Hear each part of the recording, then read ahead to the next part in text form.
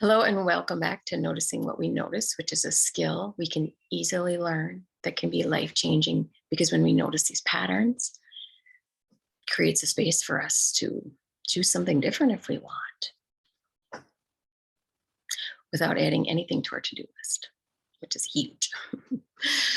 And I want to appreciate Jesus Enrique's process, the body language guy, because he's been doing lives with the Amber Heard Johnny Depp case. And what I want to share here is what I'm noticing this perspective of wanting space, wanting to take a break, wanting time away, and the toxic versus non-toxic patterns that I'm noticing. And I'm curious if you can relate, if you notice this too, what you think about this. I think watching these, at first I thought it was like it's kind of a wasting time thing. But what I'm realizing is that it's a way for us to spot, excuse me, my apologies, behaviors that are toxic that may be showing up in our relationships that we may not have realized. So I really want to appreciate Jesus for supporting that awareness. Okay, so this idea of needing space, wanting to get away, wanting to take a break. I've heard it in some of the audio recordings that they did with each other, where Johnny would be wanting to take a break, go somewhere, just get away, like calm, get away from the energy, not continue to engage.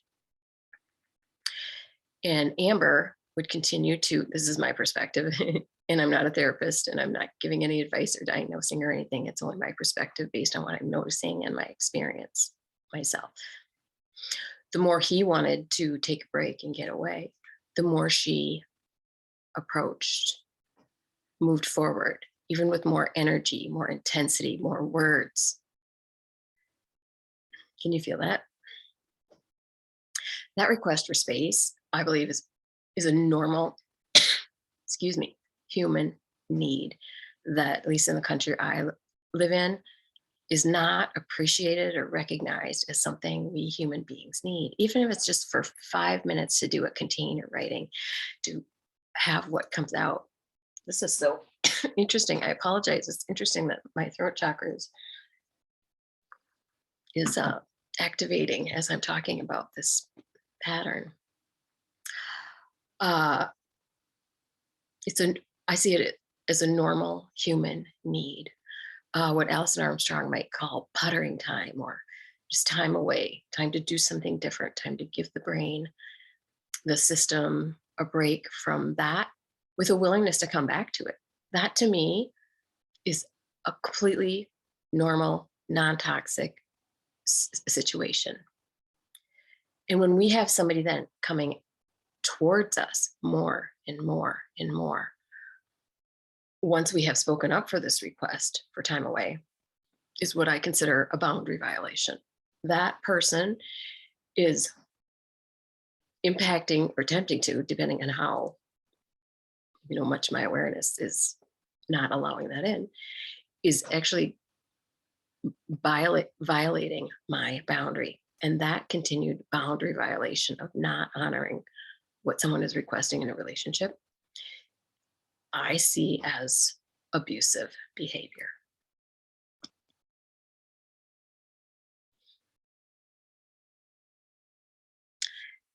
And Terry Real, a therapist and author, yeah, it was the one who I learned that idea of the pattern in a relationship where the more he does something, then the more she does something. The more he wants to withdraw, the more she wants to move towards. Interchange whatever words work for you, and for any relationship, really, of course.